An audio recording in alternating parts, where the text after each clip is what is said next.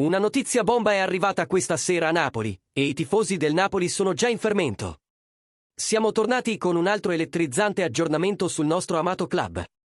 Come sempre, il nostro impegno è quello di portarvi le informazioni più recenti e d'impatto da dietro le quinte.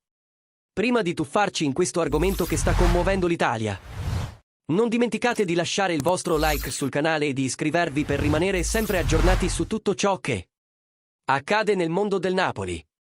Oggi abbiamo una notizia che sta attirando l'attenzione di tutta la stampa sportiva. Il Napoli ha intenzione di spendere tra i 160 e i 180 milioni di euro nella prossima finestra di trasferimenti. Secondo le informazioni raccolte dal portale calciomercato.com, direttamente da Milano, il club azzurro starebbe preparando una vera e propria rivoluzione della rosa. E uno dei principali obiettivi di questa nuova fase è Ademola Lookman, l'attaccante dell'Atalanta che sarebbe in procinto di lasciare il club al termine di questa stagione. Il giocatore, che era stato un elemento fondamentale della squadra di Gianpiero Gasperini, ha interrotto il rapporto con il tecnico dopo il rigore sbagliato nella sconfitta decisiva contro il Brugge, culminata con la precoce eliminazione dell'Atalanta dalla Champions League. Da allora Lookman ha perso terreno e il clima con l'allenatore si è inasprito. L'Atalanta ha preso una decisione: Lookman sarà ceduto.